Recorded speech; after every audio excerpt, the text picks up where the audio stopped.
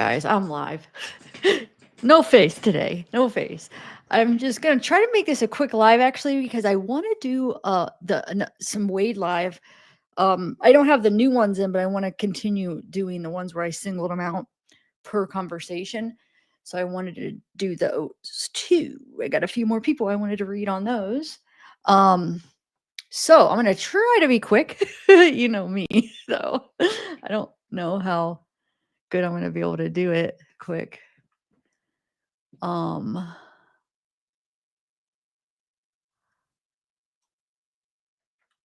so yeah. Sorry, I'm just looking at chat now. Wow, I didn't know there was so much chat. Dang it. Huh. Anyway, so whoa, I missed a lot of chat. Dang it. How's everybody doing?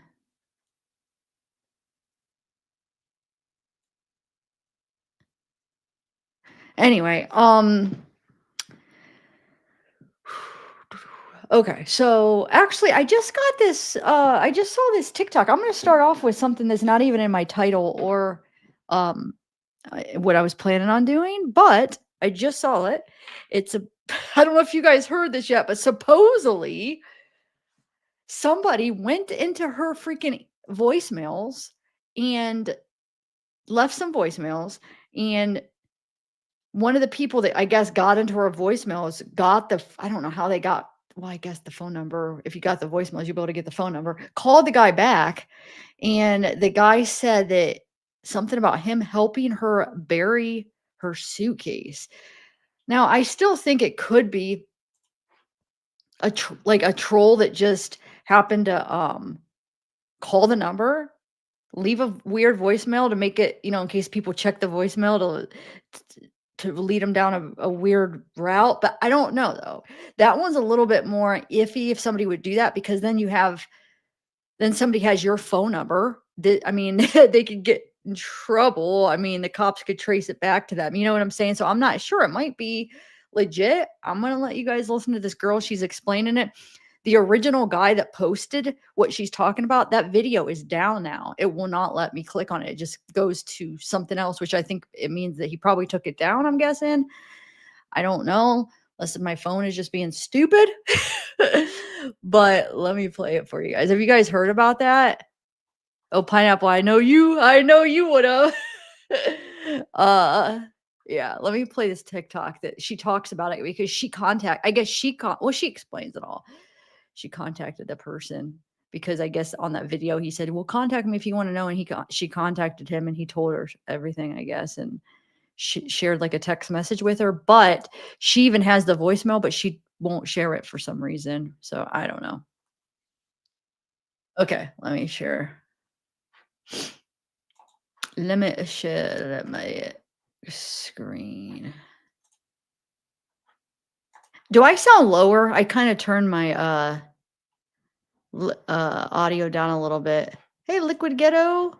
I didn't feel much like sharing my face today. I don't know. I just felt gross. Just been feeling gross lately. Okay, so I mean, I'll share it probably next live. I just once in a while it's like, all right, let me share. Let me bring it. Where do I have that TikTok? Here we go. Good old TikTok. Here we go. What would we do without TikTok now? I never used to use it for my cases up until like the last couple. Like I never needed it, but now I don't know. There is a lot of true crime that's starting to saturate TikTok. But okay, here we go, guys. Let me know if you guys could hear it. Hopefully you'll be able to. Hannah bury her suitcase. Matthew Song posted a video yesterday saying he spoke to somebody who got in touch with this guy in Mexico who said he helped Hannah bury her suitcase. He put an email at the bottom of that video saying, get in touch, whoever wants to get in touch and ask. So I did. And here's what they said. Okay. Basically, they were able to access Hannah's voicemails. How they were able to do that, I have no idea. I'm not a computer person, whatever. But they were able to access Hannah's voicemails. On these voicemails, they heard this guy who called her a few different times. So they decided to get in touch with this guy. He was able to confirm that he helped Hannah bury this suitcase. He confirmed what she was wearing, the dates, messages that were sent. He was in touch with her days after she arrived in Mexico. I asked, so does she have a burner or is it her phone? And they said, we can't, without giving away too much, tell you that, but she does have a phone. They also said, upon talking to this guy, that they were able to come to the conclusion that Hannah does not want to be found, and also that she knows her family is looking for her and really doesn't want to be found by them. So I just said, do you have any evidence, any proof that you could give me that what you're saying is true? So they did. They sent me a text message that they sent to the guy that helped bury the suitcase, and just said if they knew who Hannah was. And he responded, here's a translation. I remember her a month ago. I left her suitcases hidden in the garden, which they were able to later find out that meant buried in the garden. So this was at some hostel or hotel. Couldn't find that information out, but I think they're still there. I think that if somebody's able to get in touch with this guy and ask him, they could figure out where this suitcase is. So not only did they give me that text message, they sent me a voicemail from Hannah's inbox. So unless they're, I don't know, really working overtime to try to fool me or fool us, I don't know, I believe this voicemail is legit. Now, I've been going back and forth about whether I wanted to share this voicemail or not. I don't want to. I just feel like it's already enough that somebody went into her voicemail. I mean, this is what it's come to, I guess, but I just don't want to share. I don't know. I just feel weird about it. But yeah, they sent me a voicemail and it's definitely from her voicemail box. So I'm kind of thinking two different things. Because we know that MSN article came out and it said that Hannah left her phone at LAX. But did she leave her phone at LAX? She may not have left her phone at LAX. She may have taken it with her. We know on her Pinterest page, she had clothes that would like block cell phone signals and stuff on there. So maybe she did take it with her. Because they also said that Hannah or somebody was checking her voicemails up until November 15th. So you don't need your phone to check voicemails. You can call your voicemail box from another phone and then you enter a password. So she could have done that if she didn't have her phone, or she had her phone and she's checking them, but she could have another phone. The other thing that it could be is maybe the police somehow, or FBI, I don't know, are able to get into her phone and check it. If these people were able to do it, I'm sure that the FBI or LAPD are able to get into her phone too. And that could explain why voicemails and stuff were being listened to or messages were being read. But according to them and according to this guy, if this really does all check out, she, for whatever reason, buries her suitcase, doesn't want to be found. It looks like she is just getting rid of all the things that, we are able to recognize her by, and that suitcase is a dead giveaway. If she really doesn't want to be found, she doesn't want to be found by her family, and she's watching, maybe it's a good idea. I know that like Sydney and everything, they have been very quiet. Laurie literally has been broadcasting that she's driving to Mexico. Like, maybe don't say then that you're going anywhere if Hannah is seeing and she doesn't want to be found. That being said, if Hannah is watching or listening or whatever, please say something. Send a video, send a message, get in touch with police. This needs to stop. And if you don't want to be found, if you don't want your family to find you for whatever reason, you want to be left alone, fine, whatever. Just end it. You have the power to end this right now. Take control, make a phone call, make a video, put an end to it. I was really hoping by this weekend that we would have heard Okay, so that's kind of the latest. Here's a few. Where is it? Here we go. There's a few like comments here under. I don't know if this probably was under that guy's video, I'm guessing, but I can't, it will not let me get to it. But it says, somebody says, "Are you saying that you have seen pictures of the hotel and area via a investigator that has proof?" And Matthew Aaron Song says, "Yes and yes." So he's the one, I think. Yeah, she said that was the name. She said that he was the one that did the video on it, right? And the guy says, "Whoa, so this is a month ago? She is more than likely long gone. She's a month ahead of us now. Is she playing games with us?" Says he is saying that someone helped her bury her suitcase and they want to share their story but want to be paid. So this is the original video. I didn't get to watch it. Pineapple, you're really into this. Are you able to view this video, because it's not letting me view it? Anybody? If anybody is, can you send me the link where it's viewable? Because I want to see, because obviously I want to see what this guy says, but it's saying that the email, wait, where? Someone helped her bury the suitcase. They want to share their story, but they want to be paid. So I don't know if he explains that. And it says the email is in the caption to contact them.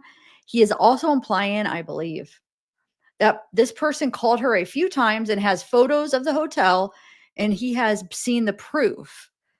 So maybe he had, you know what I'm saying? Maybe the guy that is saying this is showing him like pictures of her, pictures of something that proves it, right? I might be wrong. He is just putting that message out, but he does not want to be involved. Um, that Matthew song, that's the video she's quoting, right? Isn't she say like he put it out there, left an email, she contacted him, and then he sent her the messages between him and the person that left the voicemail, right? I think Pineapple, that's what it sounded like she was saying. And yeah, because so there's a link in a group that they're trying to link, and it's that Matthew Song guy, and I guarantee it's that video. Well, I go and I try to link it and it won't ever go there. Am I making any sense? I'm probably not, but hopefully. Yeah, there's a Matthew Song video that whoever this man, I don't even know who this guy is. I guess he's covering the case or something. Do you know who it is, Pineapple? Anyway, so yeah. And then let me just go through a couple screenshots. So then we have Larry, Larry or whatever. She contacts Steve. She says, "I got your number from a contact I have at Fox News. I'm Hannah Kobayashi's aunt, and it's been made aware to me that you might possibly know where she is in Mexico or have made contact with her. I am planning on traveling to Mexico next week and would appreciate any tips you could give about her whereabouts, or if you actually made contact with her and did a welfare check and know she's okay and doing this on her own accord. Please either give me a call back or text me. Thanks so much, Larry." And I don't know. This is all blurred out. It says, "Hi, Larry. I have no idea if she's still there, but she was it was in an area of," it says, "search and rescue mission the last few days and out of touch, Steve." So I think he's saying he's covering another case. I noticed from his post that he's somewhere, I think in Tennessee, covering is he Sebastian Rogers? Maybe, I don't know. So that's probably what he's talking about. Okay. So, oh wait, then there's one more and it says, "Thank you so much for this info, Steve." So now they're in contact, right? What's this one? Oh, the cop. So somebody posts, "The cops are in Maui and have known about the marriages since 11/14. I know this for a fact." Okay. Not sure how, but hold on one second.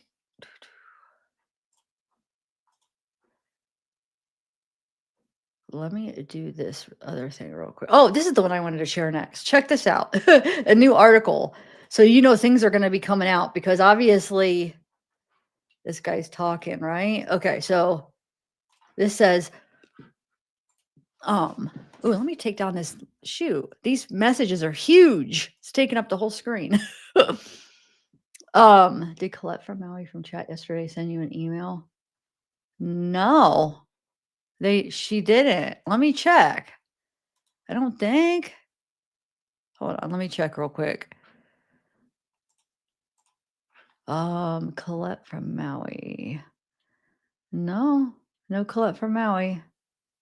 That does happen a lot. I'm not saying that that was not who she was, but a lot of the times people would come and chat and claim to be someone, but probably was. I'm not saying that at all. I'm just saying there is a lot of times people be like, "Hey, I'm so and so. I have this information," and then the minute you ask them to email, you never hear anything. So I don't know. Maybe she just forgot. You know how people the extra step that you have to go through to email some people are just so busy that they don't want to go that extra step. I mean, it happens. I'm not judging her. People do that. They're like, oh, I gotta go and look up her email and then click.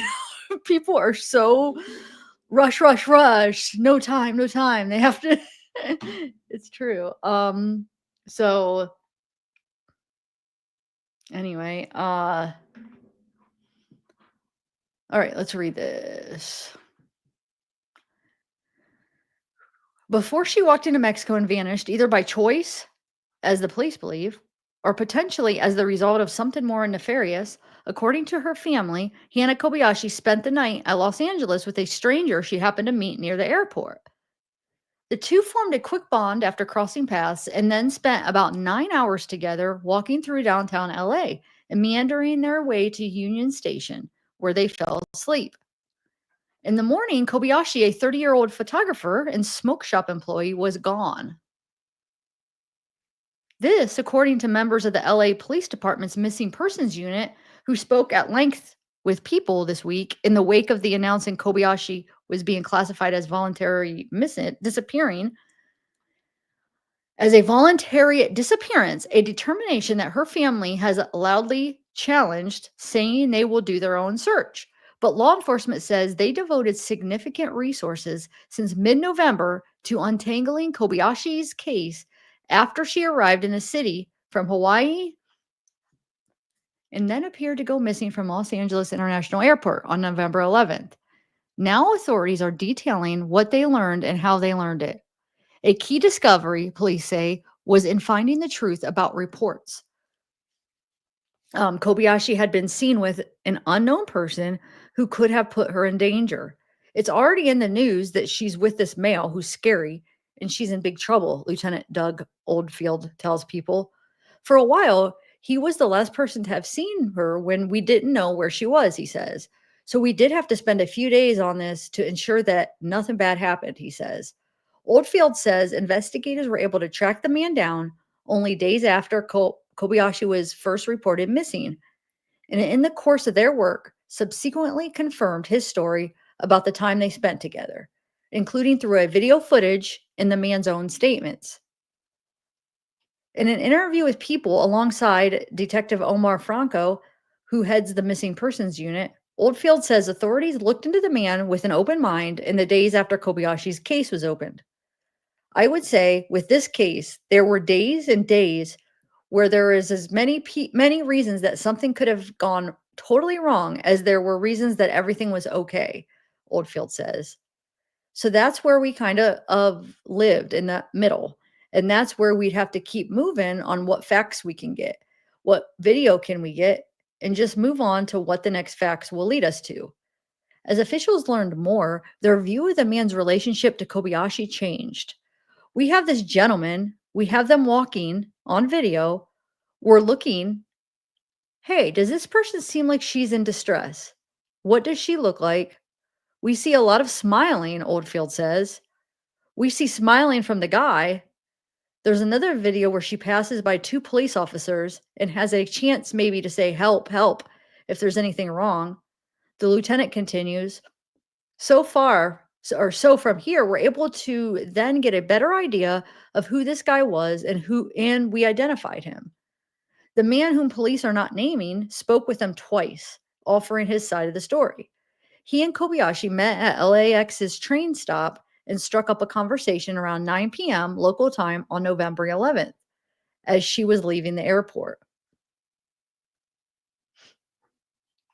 Wait, what? Wait, hold on. Let me make sure I read that right. He and Kobayashi met. Yeah, let me read that over. I was thinking that was whoa. So he and Kobayashi met at LAX's train stop struck up a conversation around 9 p.m. local time on November 11th as she was leaving the airport. Okay. So that's no, no, that's the last time, right? November 11th, 9 p.m. That's the last time she was at the airport.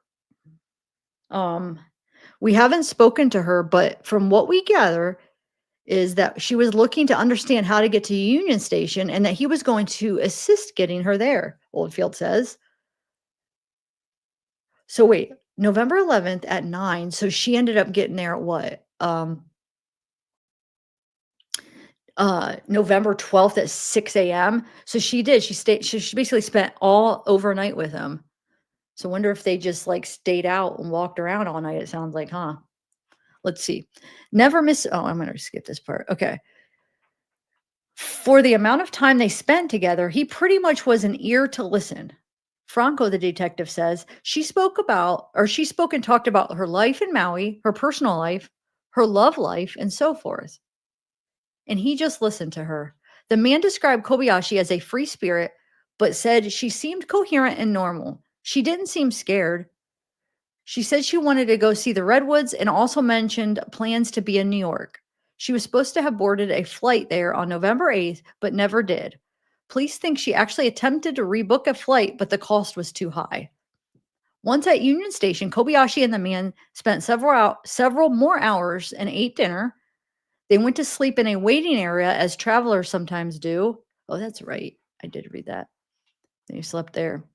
Um, and then Kobayashi got up by herself, gathered her luggage, and walked off on her own, Franco says. These things were able to these things we were able to corroborate, Oldfield says. She bought a bus ticket at 6:10 a.m. local time on November 12th and boarded shortly after, then arrived at the border about 4 hours after that. She walked to Tijuana around noon.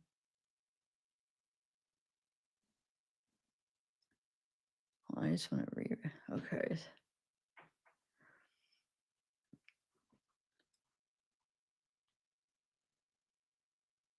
Her phone, for whatever reason, was left behind at LAX. See, that's what I want to know. So they did find her phone at LAX? Police say the man Kobayashi met has committed no crime. She likewise is not suspected to be the victim of foul play or a suspect in any criminal activity, authorities have said. Because of this, there are some details that LAPD won't share, citing privacy. And because police think Kobayashi is in Mexico by choice, their investigation has stopped, though she will remain in the system until after well-being is confirmed.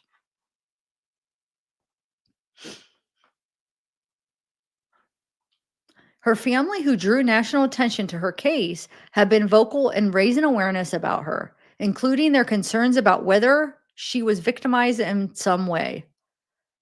Her mother and sister said in a statement earlier this week that they are committed to doing everything possible to bring her home safely. They also cautioned against what they called speculative conclusions. Spreading awareness and sharing verified information about her case is crucial, and we deeply appreciate your continued support in these efforts, they said. Police say they'd like to hear from Kobayashi too. Everyone else is very invested in this now, and we just want her thought process through all of this was. They want to know what it was and what her end game or goal was, Detective Franco says. We don't have her side of the story. So it sounds like that guy was just a nice guy that freaking she met him at the well, I don't know what he was doing at the airport, but was he trying to meet somebody? I don't know. She met him at the airport. Hey, I know where Union Station is. Freaking spent all night with her overnight. Took her to Union Station, slept with her, make sure she was okay, and then she took off and went. So,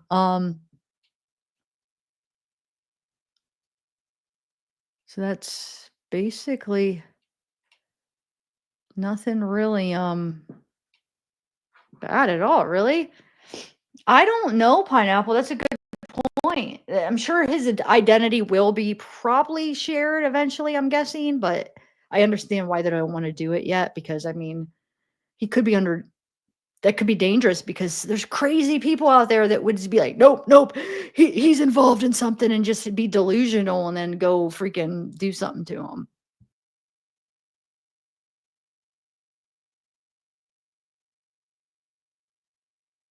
I wanted to take a sip of my coffee, so I muted it. Okay. So I thought that was kinda interesting. I wonder how long it'll take. I bet you maybe he may end up doing some interviews, you never know. I'd like to hear, like, what I wanna hear is, like, did she share anything about Eamon? Did she share anything about Alan and about who she was with on that trip and why she decided to just I mean, I guess he said because the flight was too much, but, like, anything? Any signs of, like, "Hey, this jerk freaking ripped me off," or, "Hey, like, we just broke up," or anything that's, like, some kinda hint?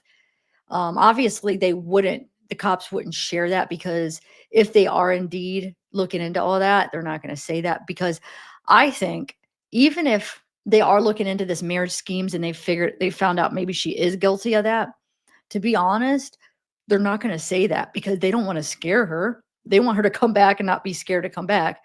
So, of course, they're gonna make sure they repeatedly say she's not in any trouble, no crime has been committed. We just want to make sure she's okay because it could be dangerous if she is afraid because of that and then she just stays out there and never comes home because she's afraid of that. That could put her in danger if she's stuck out there. Either way, but you know what I'm saying? So they're not going to say that though because they want her to come back. So I don't know. Oh, hey, Aussie True Crime. There you are.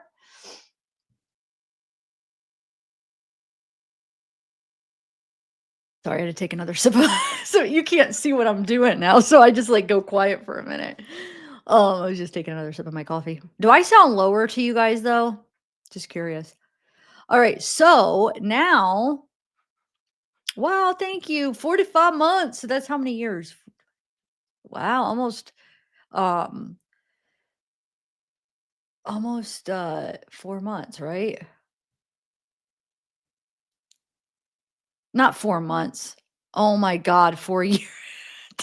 I'm so silly. I did not mean 4 months. I said the wrong thing. Almost 4 years. Or wait, yeah, almost 4 years. Wow, thank you. I know there was that $500 reward, but I doubt it now because I mean, that was like before some of the stuff came out. Hey, did you get your hoodie yet or your sweatshirt, Kimmy Jack? I don't, the other one, Joe, I don't even know. Joe, are you here? I don't even know what Joe's profile, like his YouTube name is. The other one that, won. Ooh, I wanna switch some moving backgrounds since I don't have my face to give it a little bit of a entertaining. Let's do this one. Oh, no, no, no, let's do this one. A little okay. So, next, I wanna share this Reddit, or what is it called? Subreddit or whatever they call it. Whatever they call it. Oh, I did wanna go over the dad's charges again. Now, in order to get more and I don't even here's the thing, you guys help me out here. So, this is set up, the Hawaii County is it's set up so weird where in order to view, like, extra documents, it's not, like, per document, you have to buy a subscription, and it goes by, like, monthly, and the lowest subscription, I think, is, like, $180. And dude, I've been spending so much money on files. It's like, I'm not gonna drop 180 bucks and then it not even because it's not even guaranteed that this case, like let's say the domestic abuse case, has any extra files to read. So I may pay that and then there might not be anything on that case. And then that's a lot of money. So I don't know what to do, guys. When I get to that, I'll get your guys' opinion because I don't know. That's too much money to maybe get nothing for it, you know. Um, but I'll show you. But I do want to go over that again though because somebody I saw somebody in a group's like talking about like mentioning that, and then somebody's like, "Oh, that might be just a rumor or something," and it was like, "No, let me." Since that was like in the middle of like a long live, I just wanted to go over that again. But let me go over this Reddit first here. Where is it? This one right here. No, not this one. Where is it?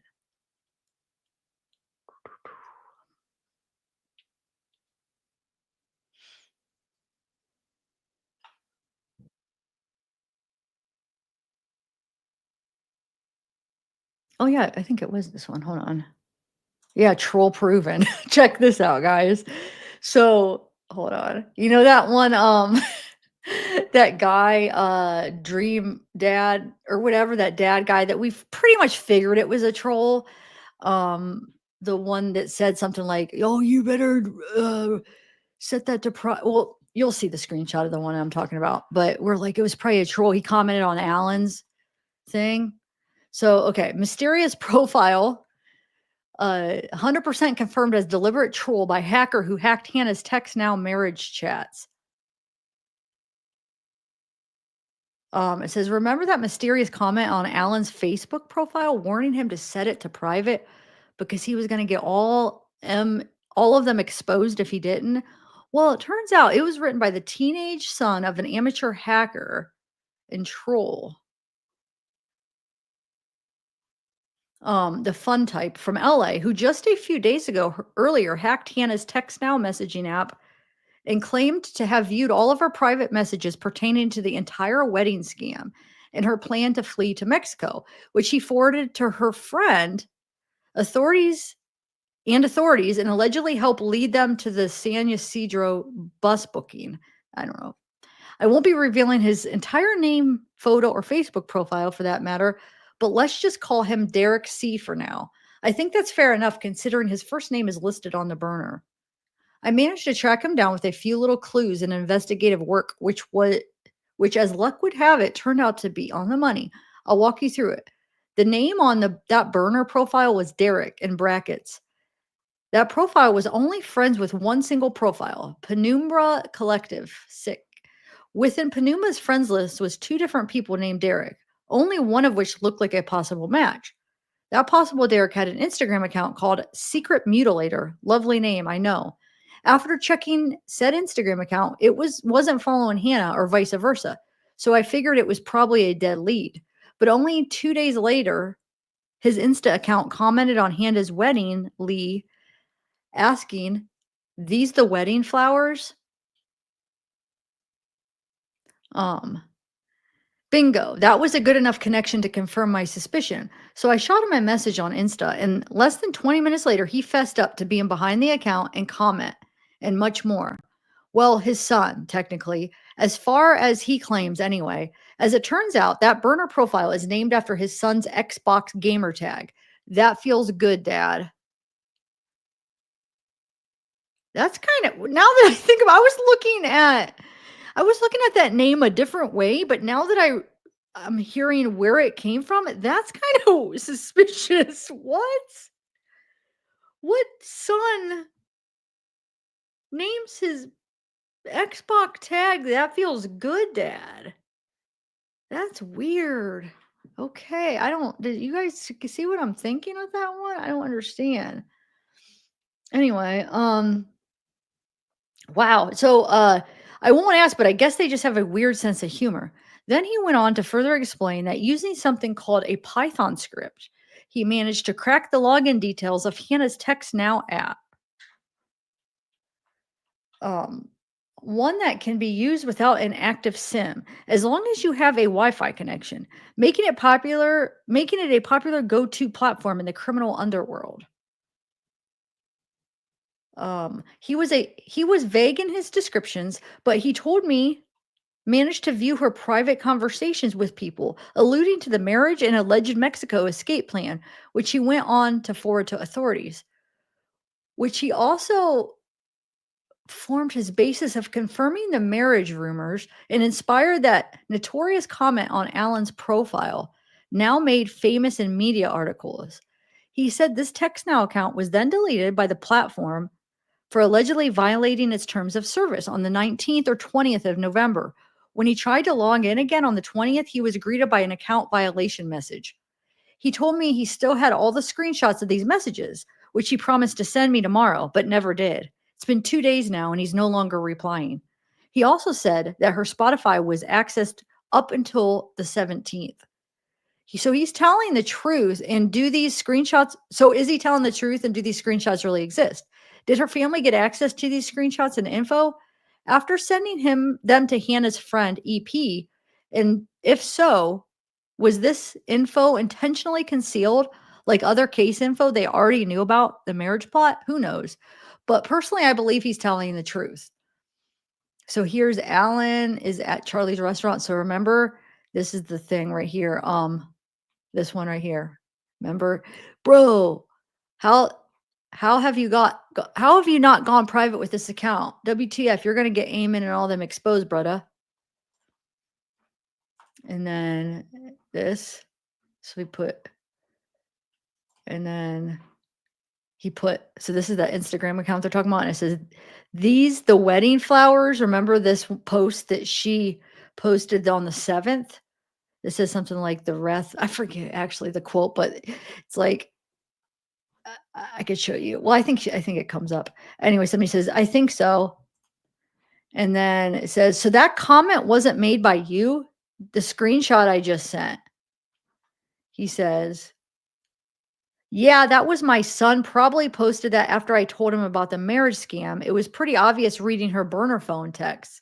I was surprised he didn't go private. So we wrote that to troll him. Wait, hold on.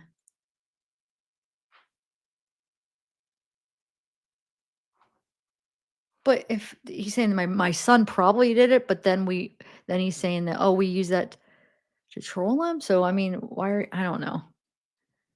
He would know that then. Sounds to me Hannah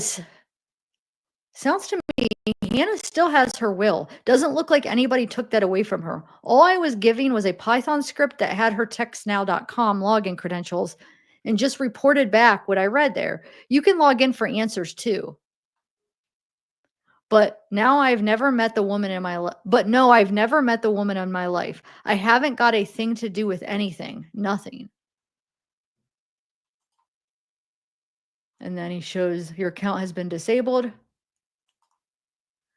The account got kicked off the platform for violating TOS. The next day I logged on, which was on like November 20th. It says, interesting. I wonder what violation entails. A lady who is linked to Rad Movement or whatever wrote me saying they passed the info I gave them of her Text Now account to LAPD, and the case opened up after that. And she says it's the info I gave them that night have gotten them a big lead in finding out she's alone in Mexico.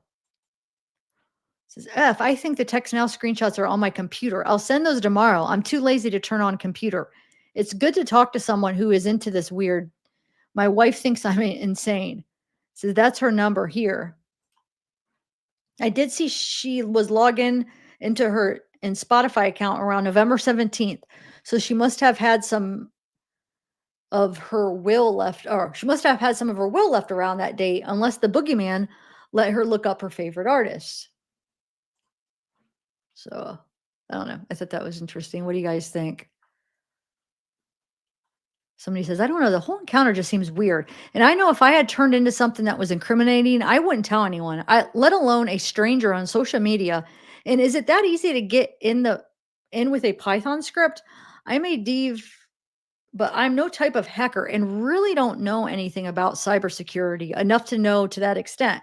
The text messages that have been released were on Signal, not Text Now. Here are screenshots of the text messages in question and a screenshot from both apps. Unless she just switches her text app in the middle of everything. But how would this guy know she switched text apps between her and anyone else? He probably just checked different apps, and you know what I'm saying, right? But here's the thing, it's not the messages that came out were from her phone. The text app stuff, I've never seen anything about her talking about going to Mexico and you know what I'm saying? It says it only hold on, let me see if I get to click on this. Yeah, these are just the messages we've already seen. Anyway, I just thought it was kind of interesting. Yeah, hold on, let me see.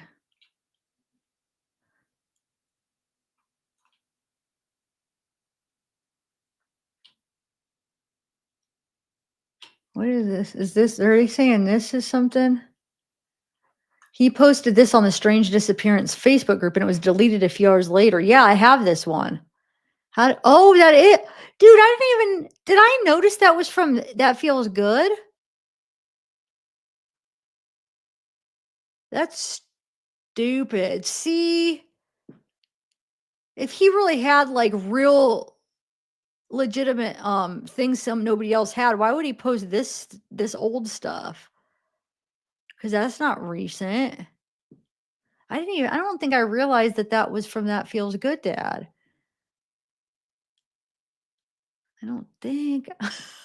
I've been through so much. I'm trying to think when I put it up. Did I say something about that? I can't remember. Anyway, so let me play. Hold on a second. Let me play this video here. So I already played the people.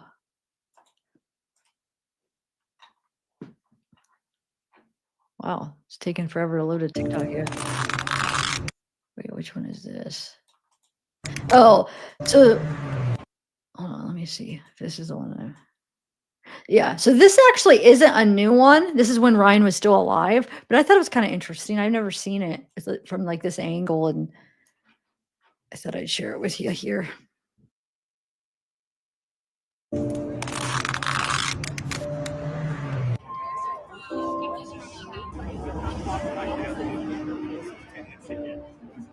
Spiritual places, artsy places, photography, music, literally anything that you think your artsy aunt would be into, like that's where we're looking. Okay. What day was the last text message? 11/11. 11/11. They were to my sister Auntie Jordy, and they were also to her friend Stephanie. And they've heard nothing since. No one has. Her phone has not tracked turned that off. phone? Have they spoken to you about If that? they have, they haven't spoken to us about it. So how do you feel about the police involvement today? Do you feel they're finally taking it? I feel like they're finally taking it serious, and I'm very grateful. You know what I mean? It's not that I have anything against the LAPD. It's just that I just want them to hear us. I want them to listen to our voices. That this is not like her. And what is your fear? What is your worst fear? She's gone alive. Mentioning that you feel she may have been trafficked. Yeah, I mean, when you don't hear from a loved one for 11 days, and I personally talk to her every other day for like 2 hours. I mean, our family is close. What can you do? You know what I mean? Like, what can you do? You're not thinking that she's on a vacation. You're not thinking that she's strolling around LA, having a great time. You're going towards like trafficking. You're going towards like abduction. You're going towards like really bad things. So, have you personally seen the last footage? All I can tell you is that you was aware of the footage. So you haven't seen it. So that's caused extreme. And why did you say something? We have no idea. And that must be sickening to you when time is of the essence. Yes, again, 11 days. Okay. I don't know who was taping that. I just thought that was kind of interesting. Okay. Hold on 1 second. I'm going to just do everything before I bring up the court stuff real quick. Okay. I don't have a ton. Like I said, I'm trying to do the Wade Wilson thing after this too, because I wanted to read some more of those messages. Since I have them separated. Okay. So I thought this was kind of interesting. I wanted to read. So another Reddit. It's Aunt Larry. They just flat out just spell out Larry, Larry. I just say it wrong because I'm stupid. Anyway, all right, let me take a sip of coffee real quick. It's Larry. Help me, guys! Nobody's nobody gave me the pronunciation. It's L. It's like Larry. I don't know. No, I know she spelled it wrong, Lori. I know it's Lare. That's why I made a comment. It's Larie. Like Lori, right? So I have been saying it right, Lori, or Larry. No, it is just Lori. Pigeon. Yep. All right. It's on TikTok. No, I won't link it. Please search for yourself, as she's easy to find. Summary. It's been 25 days. This is probably her last update video. She had to put a statement out to the press to defend herself yesterday. I know we watched this already, but I just think it's interesting. Everything like that they say here. I don't know. Where are we at? She had to put a statement out to the press to defend herself yesterday. She didn't want to put out a statement, but she needed to defend herself. What type of clout would she get from this? Instagram is her main platform anyway. Hello to the new 3,000 people that are following her, which I would have been interesting to see. And I never thought to look at what she was, what her followers were at, and then what they're at now. But I mean, I'm not judging her. Like sometimes things happen and you get a lot of followers. Like I have a question. Now, would you blame her if she didn't use her platform to help find her niece? Like, let's say, she has her TikTok. That's what she does for her business. She does, I don't even know really what what is it? Like living in an RV or I don't, I'm not sure. It's probably like one of those videos. I forget what you call them. I like watching those type of videos. But anyway, so let's say she has that. Hannah goes missing, but she doesn't say one word about her on her platform. She would get judged. Like, why wouldn't you use your platform to help find your niece?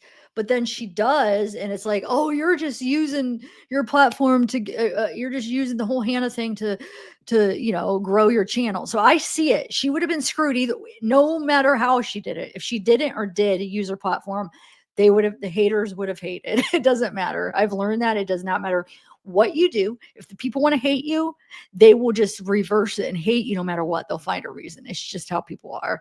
Now, with that being said, I do think there's some things that it was just like, I don't agree with how they handled it. The family, I don't. But it's like, I don't know what the deal is.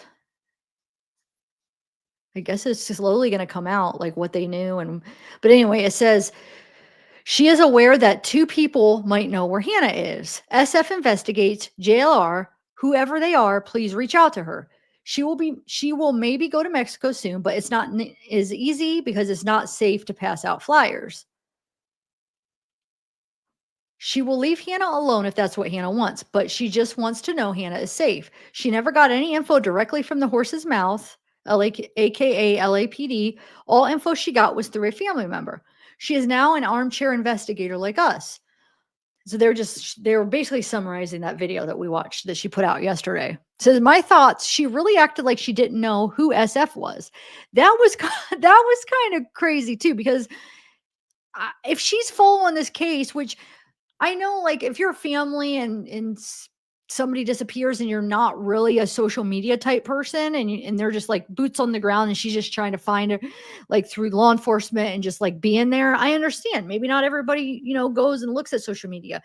But with her, she is a social media person and she was watching things because she was naming people and she was aware of people talking about the case.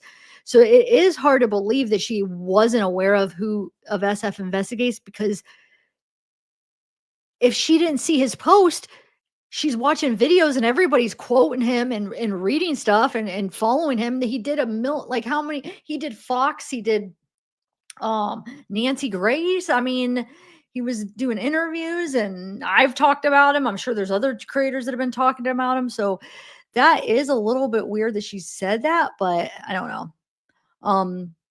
Says, I'm confident she was the leak, LOL.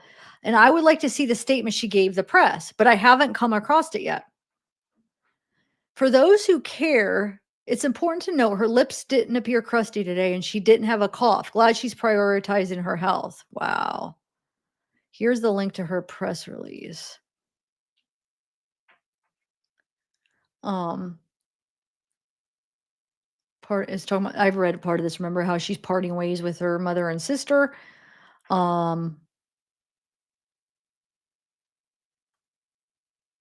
She's preparing to travel to Mexico to further her efforts to locate her and verify she's acting of her own free will. Okay, so I just wanted to. So how are you guys feeling about her right now? All right, let me go to the court stuff now. Yeah. Oh, that's another thing. I just got an email that says, look, the email read it says the second GoFundMe closed. Okay, I read that wrong. I thought it was said the GoFundMe. I didn't realize it said the second one. Let's see. Oh, here, look. Let's read this real quick. Emo Co. The situation has been a roller coaster and a nightmare for our family. And after I learned on the news last night that Hannah left intentionally, it only adds to the sadness and anger. Uncle Ryan should be here with us today to know that Hannah is still alive and hopefully safe in Mexico. I created this GoFundMe to support my uncle and auntie and trying to do whatever I could to help in any way possible. I thank you for the love and compassion from every donor. I was advised that there may be still people, family, friends who still want to support Uncle Ryan's surviving soulmate, thus going forward. I'm keeping the GoFundMe open until next week after the last donation to allow people an outlet to support my auntie. Please keep us in your thoughts. Thank you so much for your support. This GoFundMe allows for those that feel the urge to help to have an outlet. Ryan was the father of Hannah, flew out to Los Angeles immediately after learning of her disappearance. Says he's no longer with us. A truly remarkable person who brought light and positivity wherever he went. It's like a jolly teddy bear approaching everything with a kind heart and embracing spirit. Okay, so that's that, guys. So let me go on to that court page, but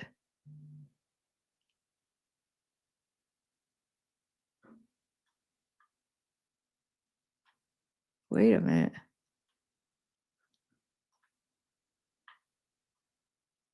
Actually, in LA. Wait, look at this. Hold on. Sorry. This just popped up. It says that this isn't entirely true. What the family saw was a video. The family that was actually in LA and able to be in the office that day, Sydney was not. They showed the video with no explanation other than we've talked with the guy and he said he was helping get Hannah to Union Station. But if you know LA, they got off at Pico. That was the confusion because police said it was no threat, but also admitted he got off with her at the wrong station. The A line goes to Union Station. She could have just stayed on the A line, but not only Hannah, but unknown man both got off on Pico. To me, that is still weird. SF Investigates hasn't heard all information from the police because she was seen walking in the street in a completely different area than Pico an hour later, which is why the family had concern. I'm actually not supposed to share this, but what does it matter at this point? I don't want them labeled as racist or this weird narrative because I was concerned about this as well. It doesn't make sense to tell a girl going to the Union Station to get off on Pico. Huh. Well, that's interesting. Well, let me see if there's any more before.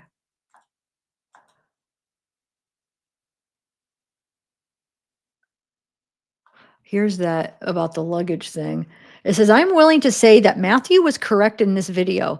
I have text messages that show this gentleman helped Hannah hide her luggage. He confirmed the location they were hidden, what she was wearing, and more. I can also say that he was in contact with her days after she entered Mexico, including making phone calls to her. I can confirm that she had a phone and this person was able to call her. I can also say from the evidence that I have that she was aware that her family was looking for her. Wow. Yeah, that's kind of what that other person said anyway. Hold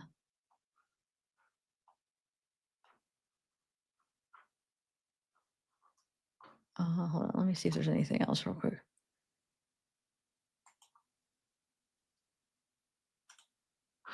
That might be pretty much it for. Okay, so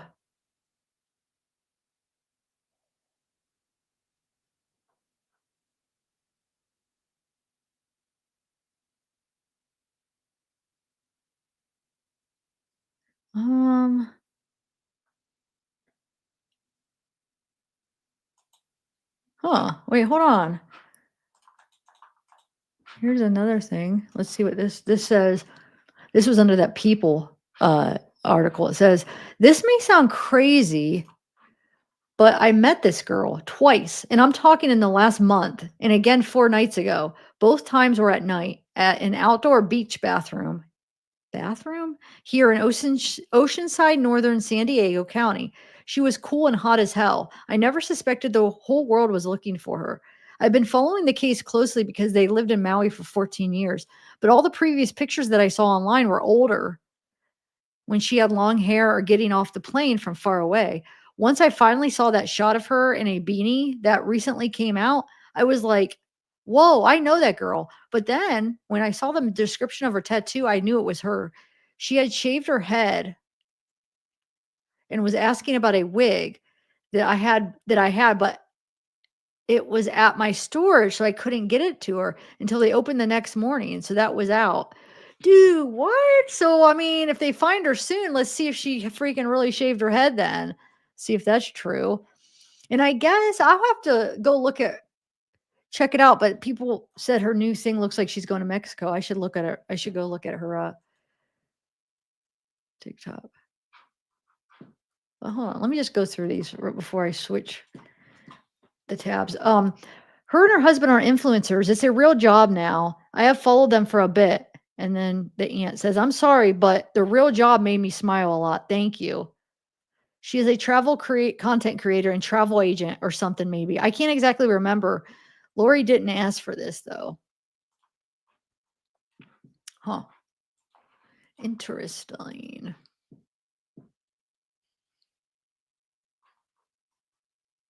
Hold on, let me see.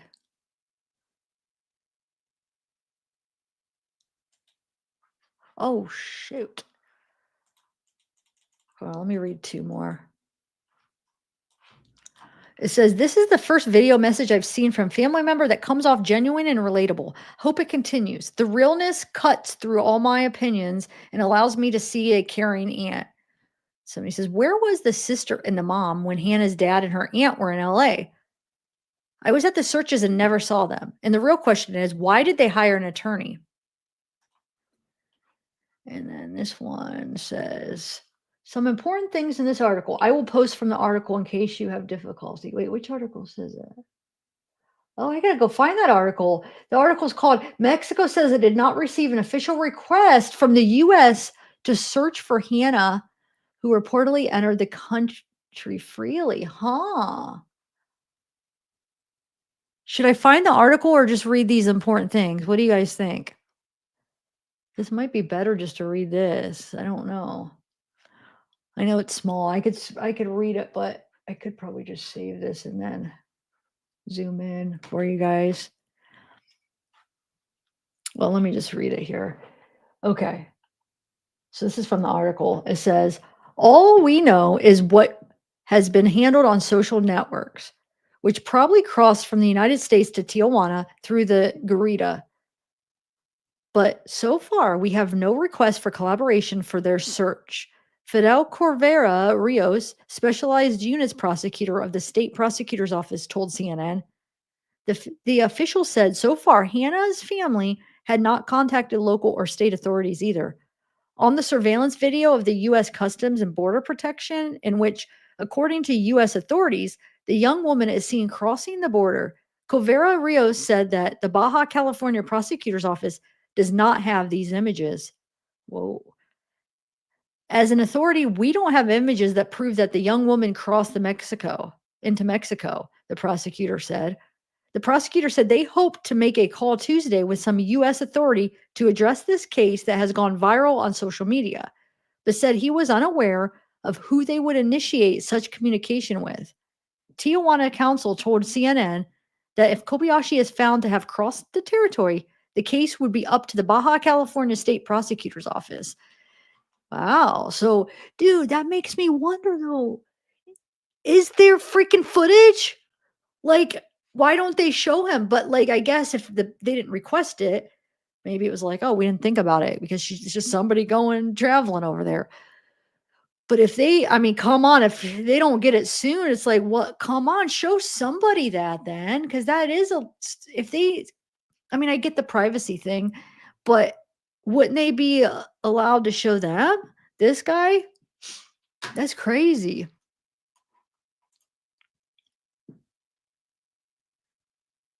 Ooh, what's this?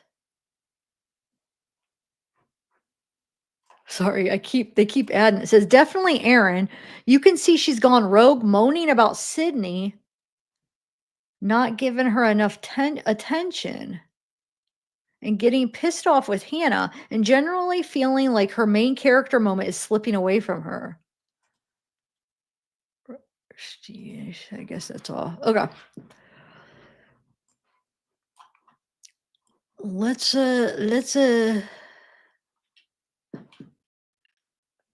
to the court. I know I keep saying that, but then that new thing keeps popping up. It's like, ooh, okay.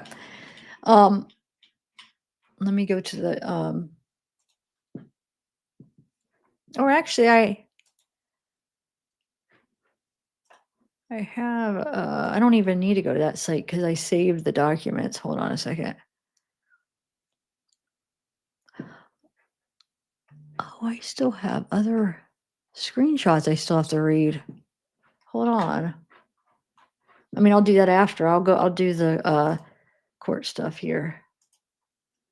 But I kind of do want to go on there to show you though the price and just ask if what you think I should do. Hold on a second.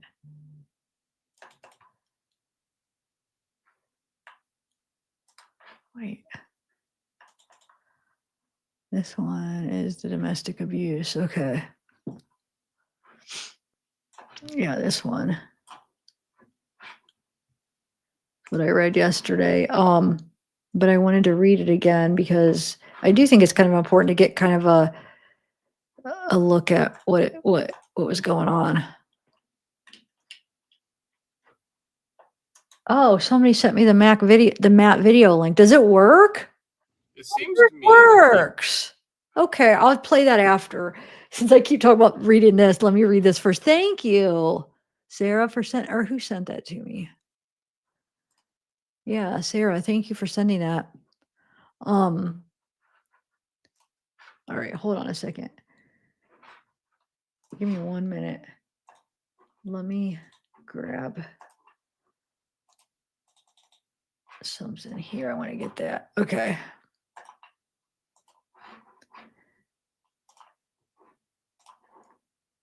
There we go. So this is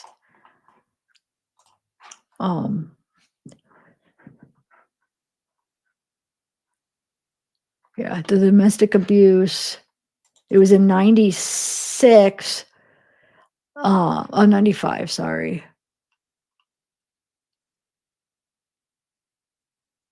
September 19th, 1995 is when it happened. Which Hannah's birthday is December 93. Sydney's is 92. That makes it freaking Hannah wasn't even whoa, wait, not even 2 years. She would have been turning 2 in a couple months, right? And Sydney would have been turning 3. No, she would already be 3. Hers is in April, so she would already be 3 and then would be turning 4 in April. So that's when this whole domestic abuse happened. And then it was 96 is when they did the whole, wait, was the divorce in 90? Hold on a second. I think the divorce was 96, but then when they separated, yeah, 96. So, anyway, so I wanted to read this though again because I do think I do think it's important to maybe understand the dynamics of the family. So yeah, they separated when the kids were very young, and let me read this right here. First, let me see if there's a temporary restraining order for protection and statement. Why does it keep doing it? Hold on. There we go.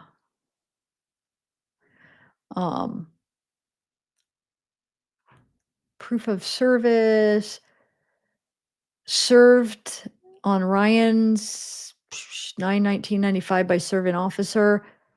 So they're talking about the restraining order was served.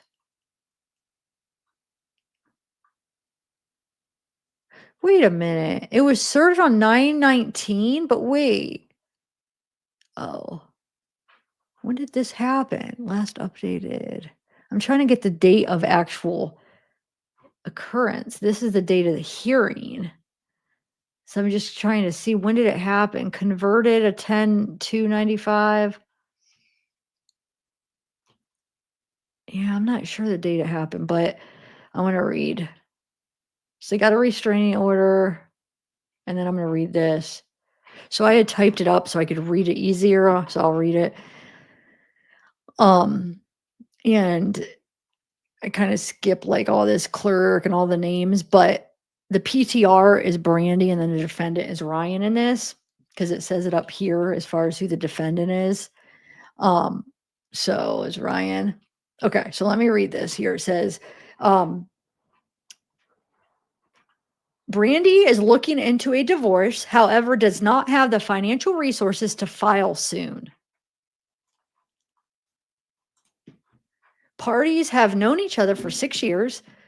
The defendant, Ryan, stated because of Brandy's resources, he might be the one to file for divorce. So I think what that tells me is he's the one that had the money, right? Because it costs money to file for divorce, right? So he's saying because Brandy doesn't have any resources, right? Isn't that what he's saying? Because she can't do it. He's the one to file for divorce, which is still is weird that he would say that, say that. I don't know. But anyway, court will continue this matter to November 6, 1995 at 1 p.m. For parties to work on long-term goals and plans during continuance, Ryan shall attend substance abuse assessment with Marlene Nilani and complete any recommended treatment until clinically discharged. Court will continue all existing consistent orders of the court. Limited contact is allowed between the parties as to the visitation with the children and discussion of divorce proceedings. Hold on, where are we at? Wait.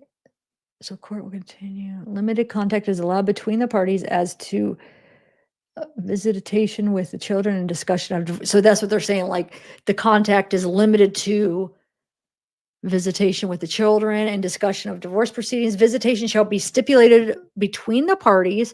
During the interim from the last hearing, both parties have decided to try to reconcile.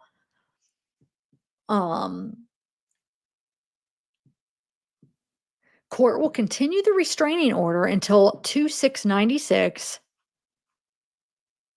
Standard restraining order to enter with limited contact by telephone in person for purposes of visitation, counseling, and mutually agreed contact for purposes of reconciliation. Brandy may pick up her personal belongings with a police escort no later than 1/2/96. Parties shall have temporary joint legal custody with physical custody to Brandy. Ryan shall have visitation alternating weekends beginning Saturday, November 11th at 1995.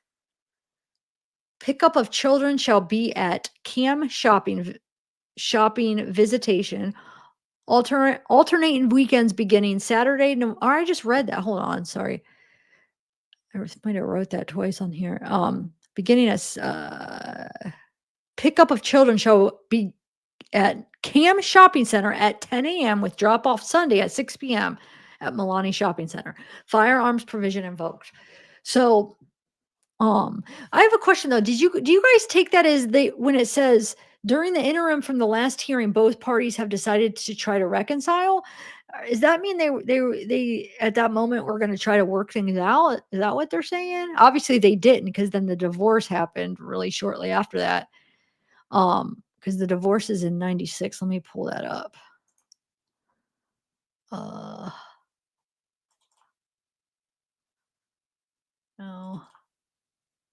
I gotta find there it is. Yeah, so the divorce, so last updated February 20th.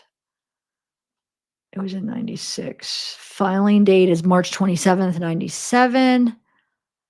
But hold on, hearing is 97. But I swear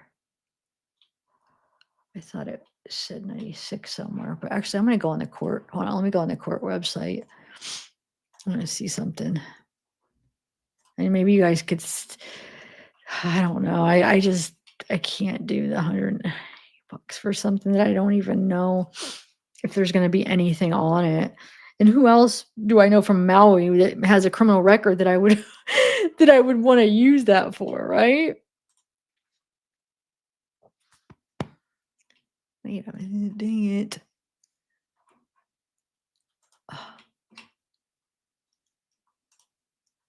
Dude, why does it do that? Like when I bookmark this on the page where it's like the name search, because it takes a minute to find where to freaking search the case. And it was working before where it took me right to it. And now it takes me back to the main, like I got to figure out how to get to the freaking case name again. Gosh darn it. And it just sucks because I'm live, so I don't want to keep you guys waiting. But it was freaking working. Hold on. Ugh. It's like I have to like kind of jump around and remember where it is again, because it's not like real obvious. Just takes a few minutes. Dang it. I don't even know if it's worth it. Because I don't think it's gonna. I have everything screenshot and I don't really think it's worth paying that, because I don't even know. I mean, I might like it would. I'd be happy paying it if I did get an incident report of what happened and it was like at least worth something. I mean, still, I don't know if it's worth that, but at least to like be able to see what happened. But they might not even have it in there, you know? So I keep going back and forth, like, what if they do though?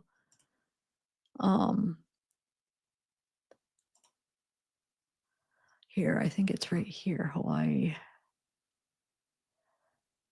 No, I don't want mobile.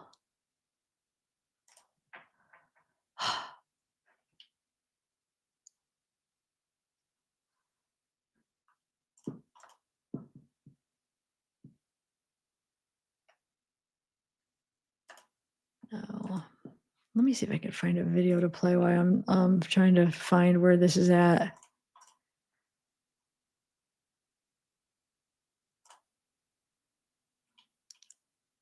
Oh, I found it. I think I found it.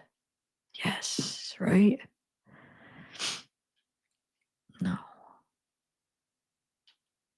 Okay. Dang it. I didn't. All right. Here, let me play that Matt thing that that person just sent me.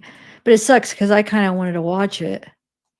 It seems to me that people have this weird anti-phone thing going on. I don't know what it is. There's like, if you have grandparents, you probably call them. Huh? I presume, unless you email them, which is, I don't know, maybe they're younger. I don't know. And I say that because this week I made a phone call. I made a phone call. It was about a 2-minute phone call. And the crux of the phone call was, did you actually see this suspect? And before you get into this, before you start ranting off and raving about, hey, you asshole, like, how dare you? Look, if someone's telling you something and things are not adding up, they're completely not making any sense, the best thing to do would be to fact check this. How hard is this? I don't know. I'm not you. I am not they. Okay? So I call this coffee shop and I ask them, hey, I'm being told, people are being told that there's a guy caught on video with this missing girl. There's a man in footage, like at an airport or at a metro or something, Holy crap, can you verify this? Do you want to know what the answer was? Would you really like to know? The answer was no. I did not see any footage. In fact, all I was shown was social media. I wasn't shown anything that showed a security camera at all. Who did he just say he asked? See, I missed that because I got on where I needed to, but who, what, whoa, I missed that. Can I rewind it a minute? I don't remember who, I didn't hear who he said. The answer was, I am being told, people are being told that there is a guy caught on video with this missing girl. There is a man in footage, like at an airport or at a metro or something. Holy crap, can you verify this? Do you want to know what the answer was? Would you really like to know? The answer was no. I did not see any footage. In fact, all I was shown was social media. Who? I wasn't shown anything that showed a security camera at all.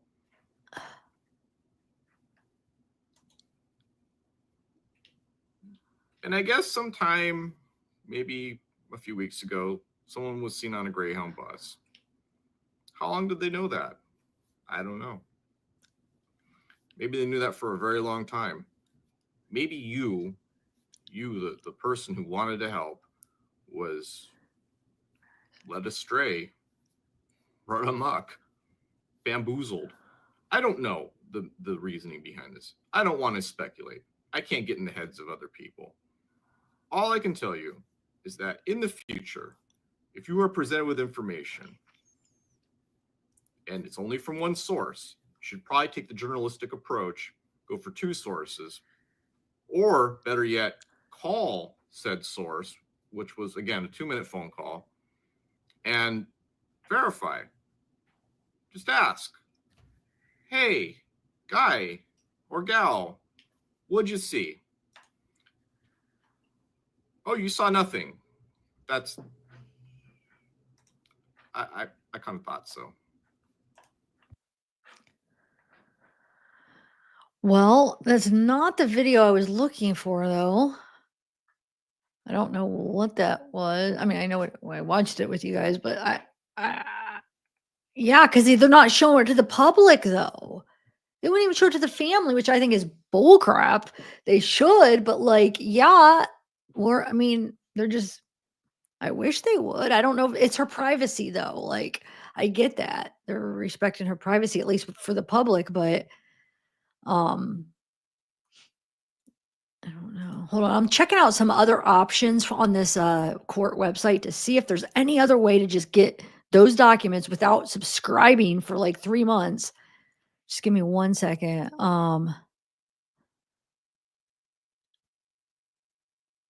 Wait, no prior district, no documents filed prior. Yeah, you know what? Wait, if there is no PDF icon display on the docket entry, then the document is not available online. Yeah, hold on. See, I got to figure that out because with that case being so old, there might not even be anything available. But I'll show you here. Hold on. Yeah, quarterly, sorry. Quarterly subscriptions are 125, which it's like, when will I ever use this again? Like, I'm not. So, like, I don't want to pay $125 for nothing because there might not even be nothing on this. So it's like, if it was like something like something that I would use because I could use it through for other cases, then it might be worth it. But $500 for a year. I wish I could just do it for like a month then, not quarterly. I don't need it for quarterly. I'm just going to use it one freaking time. But here, let me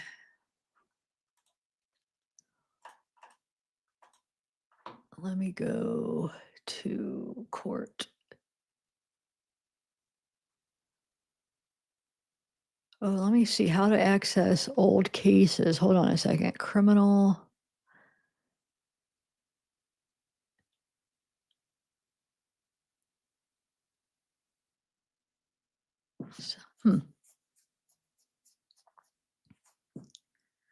Land Court of Appeals. Okay. Yeah, I'm just gonna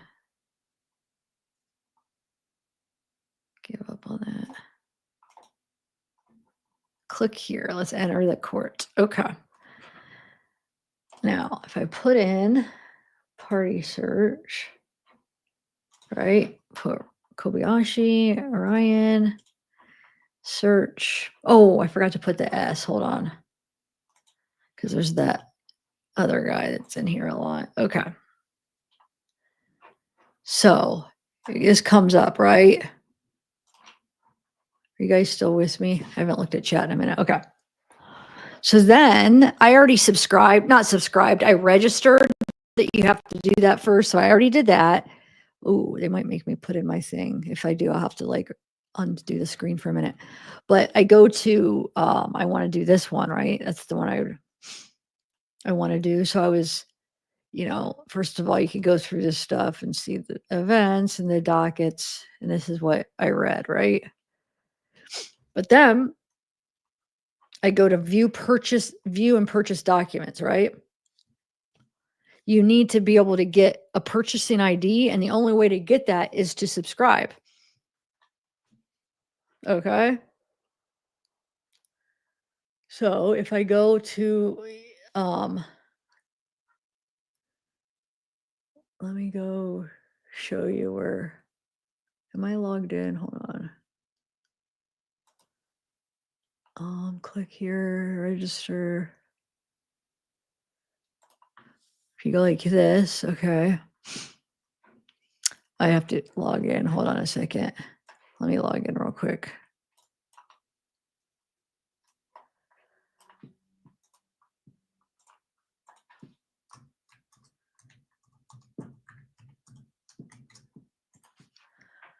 Okay, so here is the thing. So there's nothing. If I purchase subscriptions, which I'd have to do to get that number to be able to purchase, hold on a second. Dang it. Hold on a sec. Let me just do this real quick. Okay.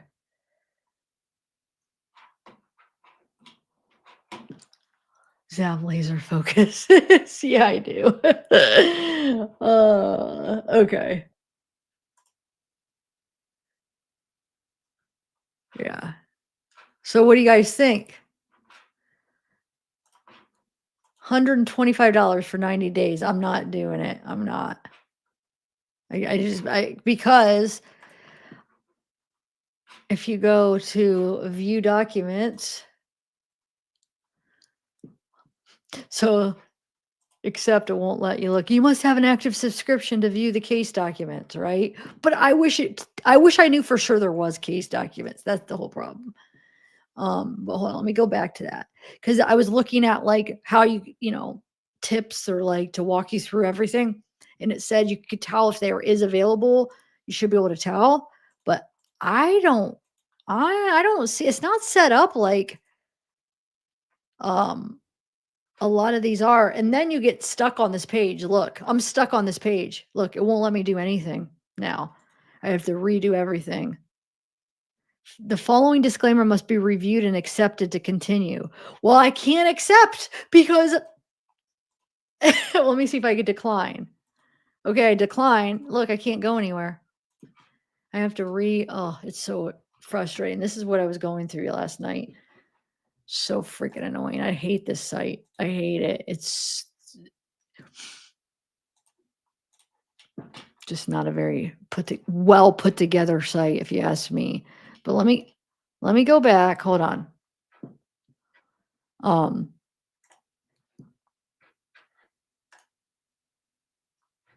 Okay, hold on. Search.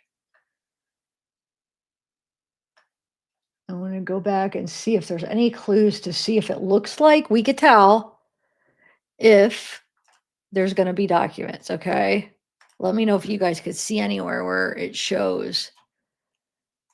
Oh, wait, I forgot to put the S in. Okay. All right. So it'd be this case that I would really want to get, right? Does it look like you could tell if there would even be any documents? It doesn't even give an example. Let's see. Filing parties. What do you think? I don't know. It doesn't, I can't really tell. And when you go there, it takes you to that stupid thing again. But yeah, I do wish I knew. Like I said, because then it might be worth it if it's like, ooh, 20 pages, or at least shows like there's gonna be some.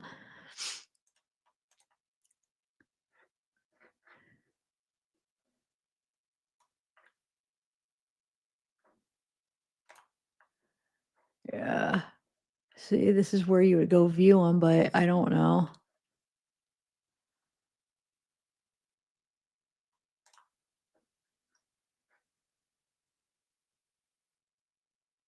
I don't know, guys.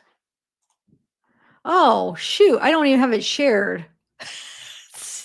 Hold on. Let me go back. This is where I was. I was asking, does it look like it doesn't look like you could tell if there's any documents. Sorry, I thought I had my screen shared. So I mean, there's nowhere where it says. So what do you guys think? Probably not do it, right? It's not worth it. But like, this is where you view it, right? But I mean, there's no hint if there is going to be any. So yeah, that's all. Oh, well, I tried, guys. I really did. Oh,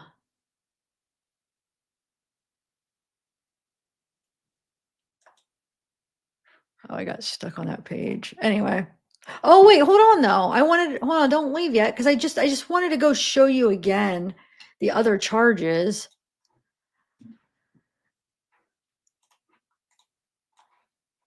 Okay.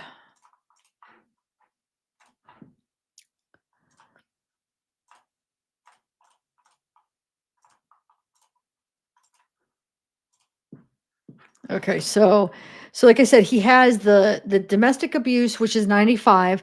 Then 96, he has, I know I went over this before, but I'm sure there's going to be new people. There could be some new people watching today. He has the consumption liquor as passenger and moving, which, like I said, I'm guessing a guilty verdict. Wait, hold on, was the other one guilty, or what did the other one say?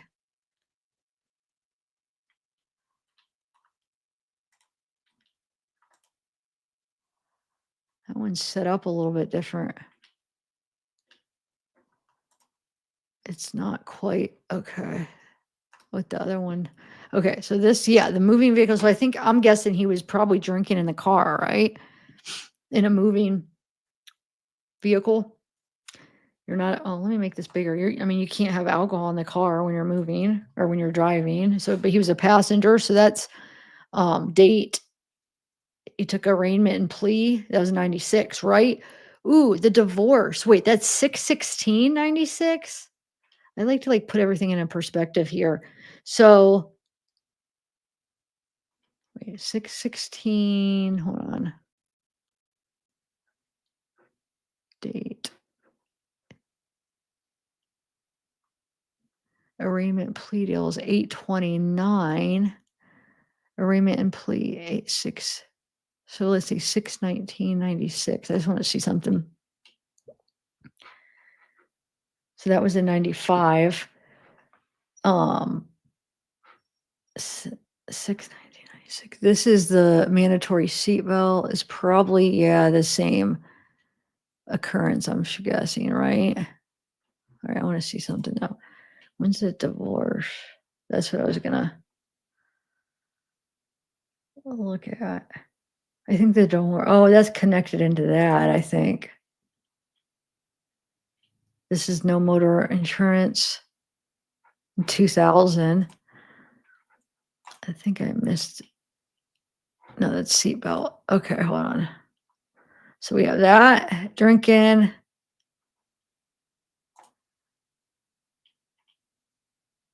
Oh, no insurance 2000. And he has this one, which is a DUI, I think. DUI by impairment, 0.008 breath. So that's 2002. And then he has this one, which I wanted to look up. I think this is like a drinking one too, right? OVUI. I wanted to look that up though.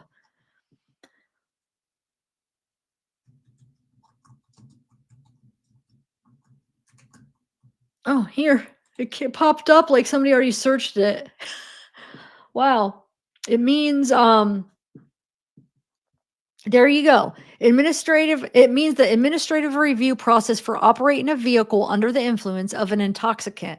Essentially, the legal procedure where a driver's license is reviewed and potentially revoked after being arrested for a DUI, driving under the influence. In the state of Hawaii, where OVUII is the legal term for operating a vehicle under the influence of an intoxicant, this process is usually handled by the Administrative Driver's License Revocation Office. But I'm trying to figure out, is that the same DUI or no? Or is this a whole different thing? Hold on. So 62502. I want to see something. 62502. Probably, yeah. It's probably the same thing and they reviewed it, right?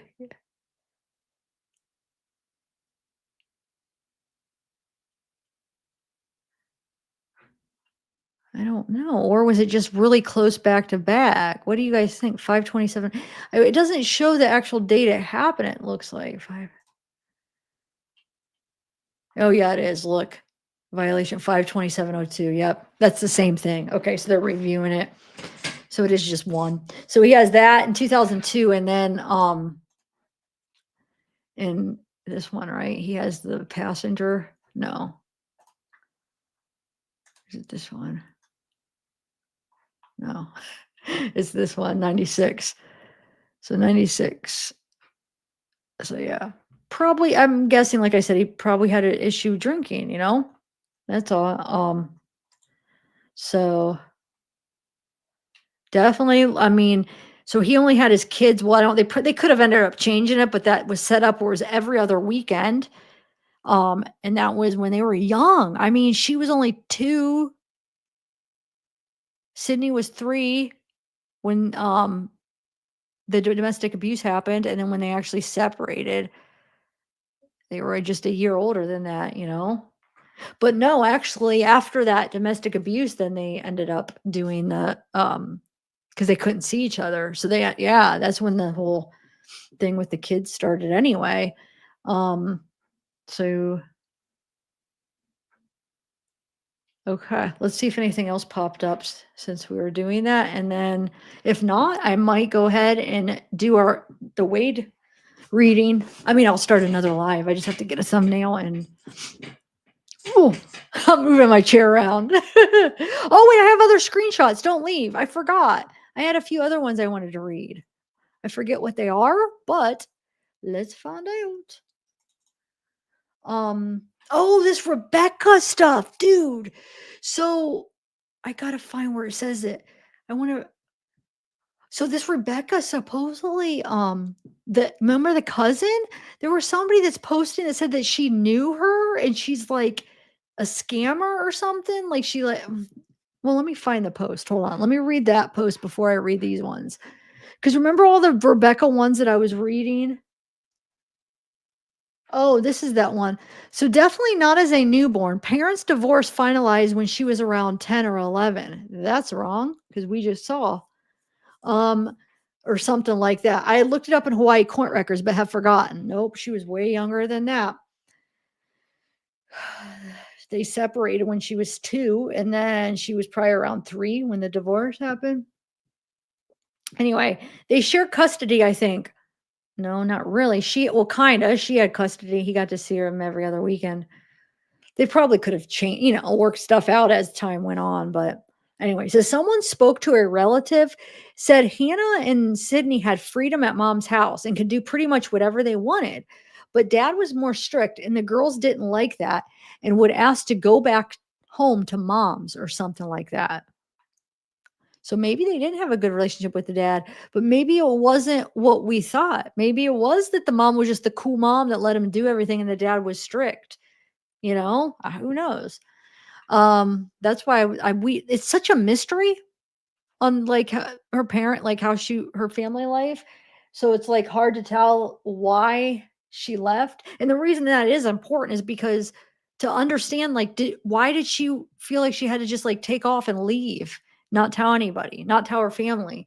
Like, that's important to understand everything if you're following this case, to kind of understand like what was her relationship with her parents and her family, you know? And now that I mean, just realized today when I was looking up the birthdays, I looked them up to see how old they were when the parents divorced. I didn't realize her and Sydney were so close in age. So Sydney was not even wait, so she was April. So yeah, I mean, over a year, but like a year older than Hannah. A year and a few months. It's pretty close in age. And when you're close in age with a sibling like that, you're usually probably close like in relationship too, usually. And they're the only two kids, right? And somebody says, thanks for the info. Probably just a random rumor. I've never seen it anywhere else. Just that one comment. It says, I don't know if that's true. Their divorce awarded joint physical custody and legal custody to the mom. I don't see any records for termination of his rights. Okay, so hold on. Let me find that original thing where they're talking about Rebecca being scammer thing, and then I'll read her post. Hold on, give me 1 minute.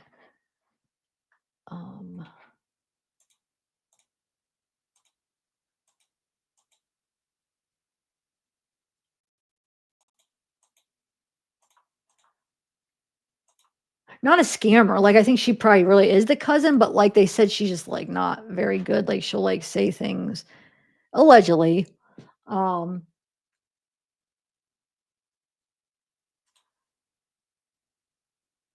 You know what? Let me read this real quick too. Wow, there actually is a few good posts that I forgot I had. Okay. Yeah, stick around, guys. I have like probably like 12 more posts to read. Can't believe I almost forgot that. I'm just gonna read them in the order there because I'm not gonna. So when it comes up, it comes up. Okay. So the first one, hold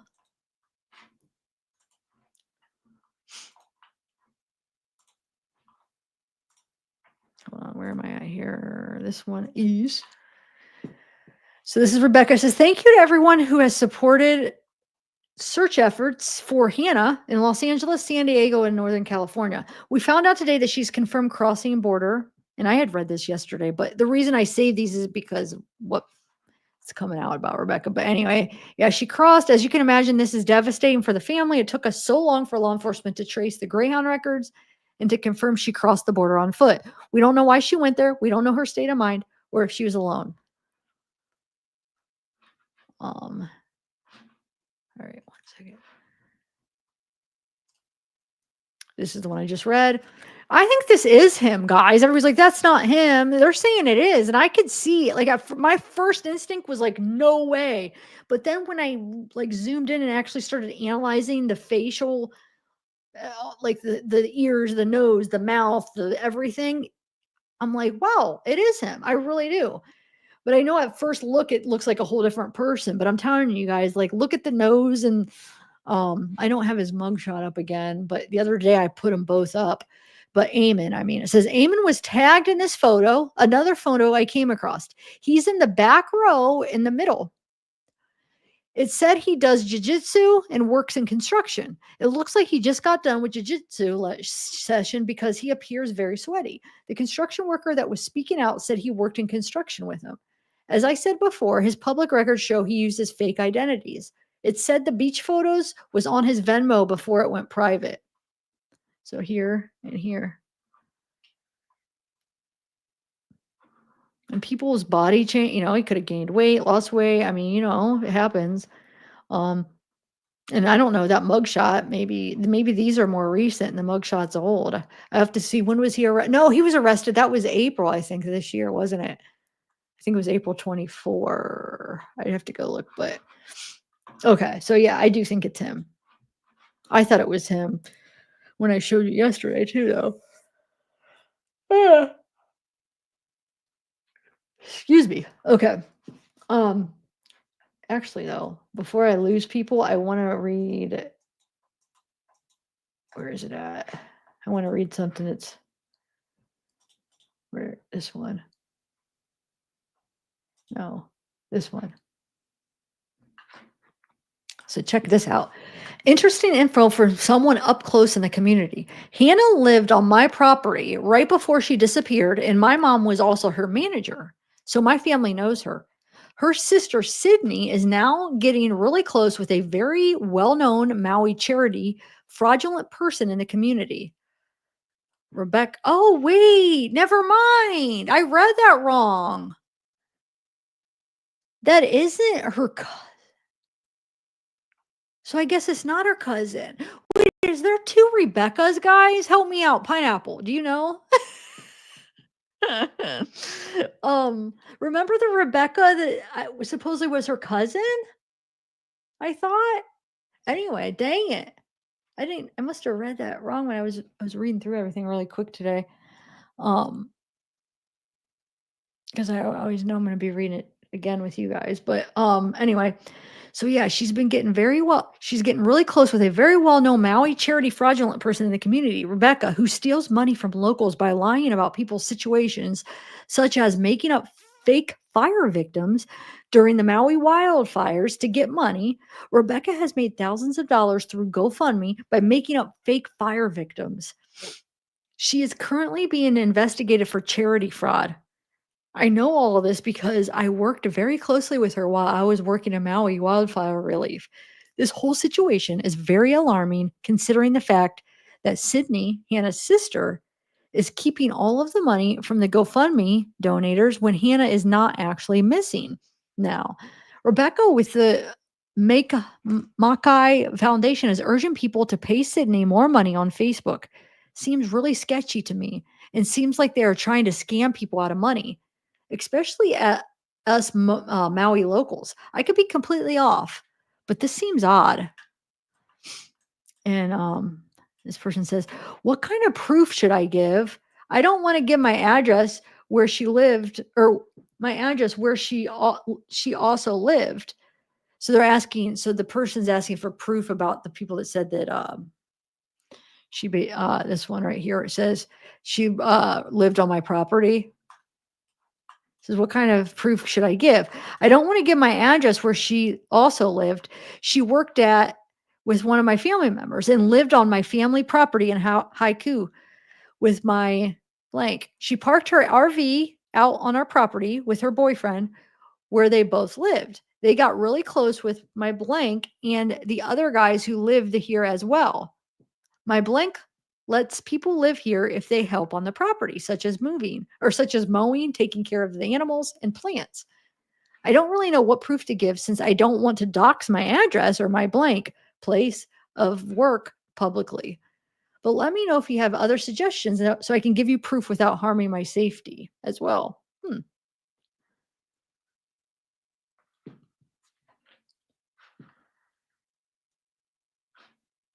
Okay. Let me go this way and see.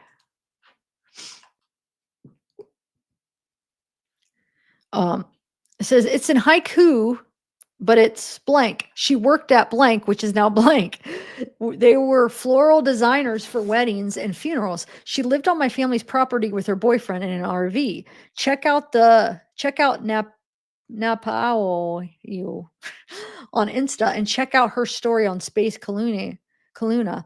This exposes Rebecca, which Sydney is working directly with, which we got to check that out. But one thing at a time here. Says I worked in wildfire relief for nonprofit and work with Rebecca directly, which Sydney is now working with. She is proven scammer and has been investigated by the FBI. I never met Sydney, but have met Hannah through my blank. They were friends at work. And it says, oh yeah, of course. That's why I said I could be off, but that's my theory. There really isn't much proof for any of this stuff, you know. I've never met her sister, but this whole thing is weird. And This is all redacted. Donate to support search for Hannah's and Ryan's passing, organized by Sydney. LAPD missing woman. Hannah intentionally skipped flight. Rebecca blank. Can you reshare a printable version of the flyer? The link expired. So somebody's asking Rebecca, right? It would be great to have a high resolution version pinned on this pages and posts dedicated to finding her. And then Rebecca says, I'm going to try to update a flyer tonight, which clarifies to text Crime Stoppers RAD instead of calling them or using the online portal, as people have said that has been most effective. And then Rebecca says, thank you to everyone who has supported the search efforts for Hannah. Let's see. We found out today that she was confirmed crossing the border into Mexico. As you can imagine, this is devastating for the family that it took so long for law enforcement to trace the Greyhound records. This is what I just read, actually. Well, I read this one, but I'll read some of this other part. We don't know why she went there. We don't know her state of mind or if she was actually alone. Hannah's last message says she sent family stated that she was really scared and that the deep hackers wiped my identity, stole all of my funds, and had me on a mind F for days. Well, this clue was so helpful. It was 2 weeks ago that she went there, and we don't know where she may have been gone since. I'm hoping to get this is that one. That's right. I read this a few times. But now it's like gives a different meaning. Now we know who this girl's supposedly like a scammer person, right? I'm hoping to get my permaculture community, wolfing community, and anyone who has contacts with local retreats, healing centers, music, arts, events in Mexico to help post flyers, raise awareness about her disappearance. This is deeply out of character for Hannah to do, and to be here without her phone or to let her family know she is safe somehow. So there's more questions than there are answers. I'm feeling more hopeful ever that she will be unharmed, and I'm praying she's found this week. If any of you have connections in Mexico, please help get the story out. Okay. And this says blank. Yes, LAPD led with that angle too. It's really so sad, no matter how you look at it. Praying for the whole family. And somebody says, was she not alone when she was on the video crossing the border? The media gets so many things wrong so much of the time. Hopefully the video is fairly clear, though. And this is the LAPD, not the media, was very clear that she was alone carrying her luggage, that she went back to retrieve from the airport after it was sent back from New York City. And then Rebecca says, blank and blank, yes, she was seen alone at the airport and crossing the border. And she could be having a mental health psychotic episode. I've had dear, brilliant friends and bosses who have, and that wasn't safe either, but certainly a different approach is needed. She could be just simply wanting to unplug from reality for a while and having a spiritual journey. And I also want to respect that choice and freedom and privacy. And then somebody says, this name's all, I don't know who it is, says, we are near Emeryville Amtrak, if that's helpful, in the Berkeley, Oakland area, if you need support here. I will spread the word. So many prayers for protection and resilience for Hannah and her family. Your consistent selflessness is an inspiration. And then she says, blank, it would be so helpful to get some flyers posted there. Do you have any chance of able to print them there, and I can always reimburse you on Venmo for any printing costs? Thank you so much. And then she shares a link. Here's the flyer in Spanish and English.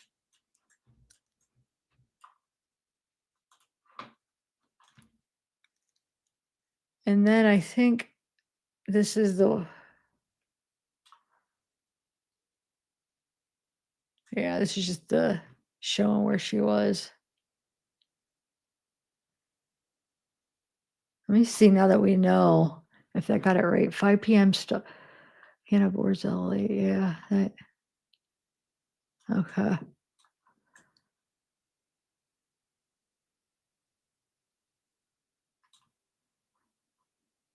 Huh. Okay. Let me see what else I got here.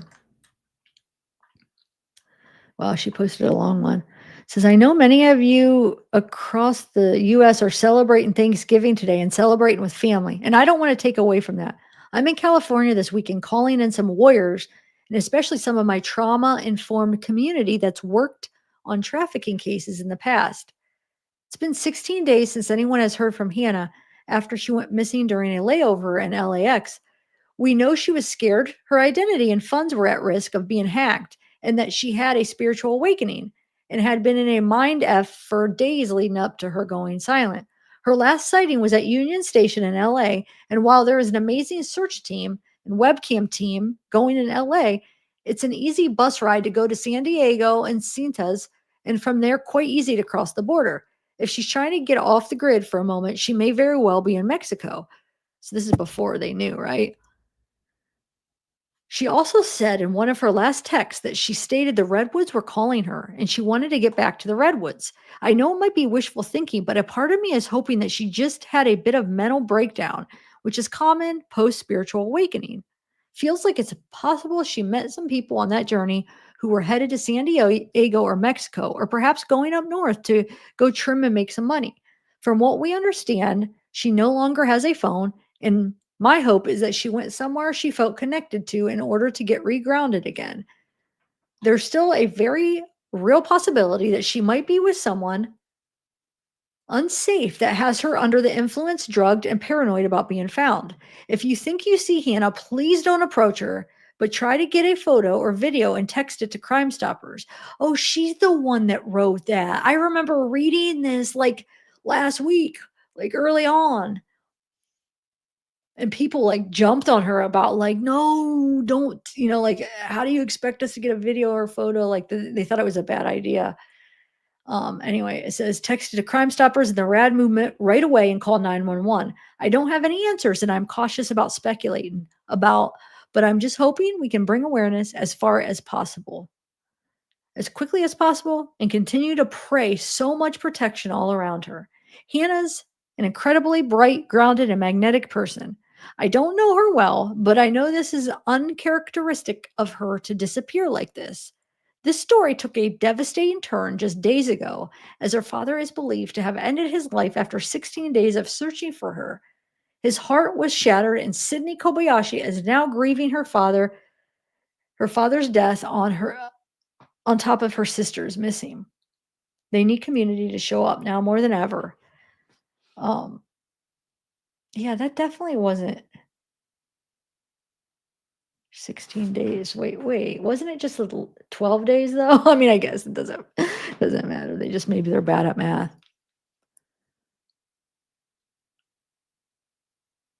Because 24, so 21.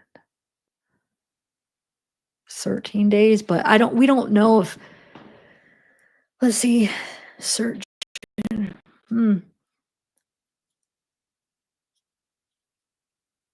Anyway, they need the community to show up now more than ever. That's where some of you come in. Just like if any of you had gone missing, I called together a team of warriors and healers and guardians to be part of an all search team.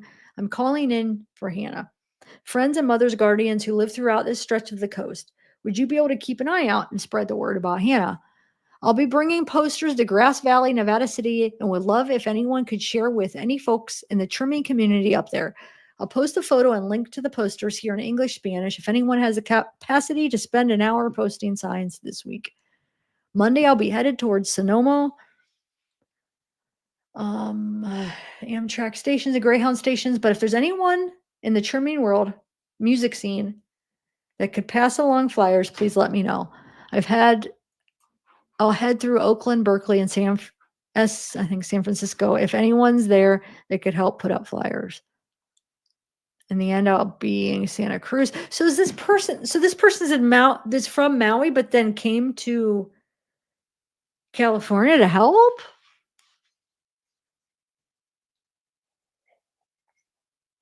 Is that what they're saying? But like, wow, some scammer though. I mean, if she came all the way here from Maui, because unless that person's wrong, because the person said that she's from Maui and that she knows her, and right? I read that original one, right? I think.